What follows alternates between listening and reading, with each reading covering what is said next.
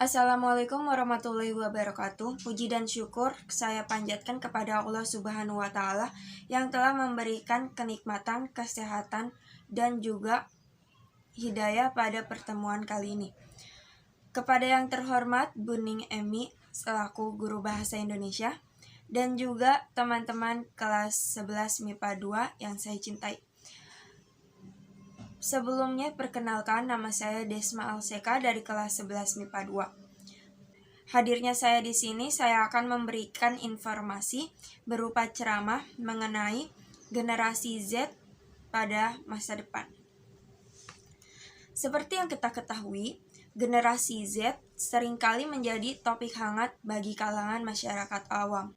Generasi Z atau Gen Z ini seringkali disebut sebagai generasi yang telah lahir setelah generasi milenial, yaitu orang-orang yang lahir dari tahun 1995 sampai 2010.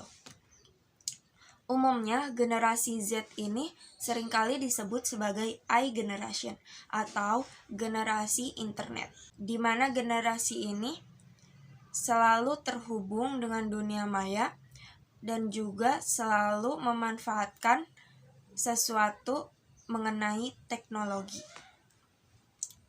Sebenarnya apa saja sih karakteristik generasi Z tersebut? Pada dekade terakhir ini, generasi Z terus diteliti dari preferensi politik, ekonomi, hingga gaya hidup. Sebab di dunia ini belum pernah ada generasi yang sejak lahir sudah berkecenderungan dengan teknologi. Menurut Helen Katrina dari Nielsen Indonesia, generasi Z adalah masa depan karena penting bagi para pelaku industri untuk memahami kebiasaan dan juga perilaku mereka, katanya. Sejauh ini, generasi Z dikenal sebagai karakteristik yang lebih tidak fokus dari milenial, tapi lebih serba bisa, lebih individu, lebih global, lebih berpikir secara terbuka, lebih cepat terjun ke dalam bidang kerja, lebih berwirausahawan, dan juga tentunya lebih ramah teknologi.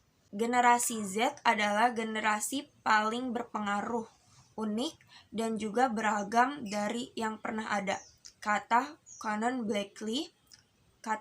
Blakely, pemuda 17 tahun asal Amerika Serikat pada wawancaranya dengan Forbes.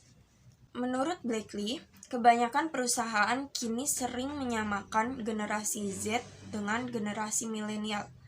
Ini kemudian menjebak para produsen gagal mengambil keuntungan lebih dari generasi masa depan ini. Sehingga promosi-promosi standar khas milenial yang cenderung seragam ini menjadi tidak laku di mata mereka. Menurut saya, Blakely bisa jadi benar, karena kita tidak bisa terus-menerus bergantung dengan generasi milenial. Kenapa demikian? Karena kebanyakan generasi milenial adalah orang-orang yang setengah-setengah. Setengah menikmati sebelum adanya teknologi, dan juga setengah menikmati adanya teknologi. Bagi mereka, bioskop, Wall Street, vinil, dan ciri khas era 90-an itu masih menarik. Tapi bagi generasi Z, virtual reality, Netflix, Zoom, dan juga video games jauh lebih menarik. Dari sini kita dapat simpulkan bahwa generasi Z sendiri merupakan generasi yang jauh lebih beragam dari generasi milenial, di mana generasi Z lebih sering memanfaatkan teknologi dan juga internet untuk sehari-harinya, dan juga kerap kali memadukan gaya khas generasi 90-an dan generasi sekarang yang menjadikan itu sebuah inovasi yang kreatif. Maka dari itu, dunia mau tidak mau harus bersiap untuk memasuki masa baru, di mana masa ini merupakan masa generasi milenial menua dan juga generasi Z dewasa.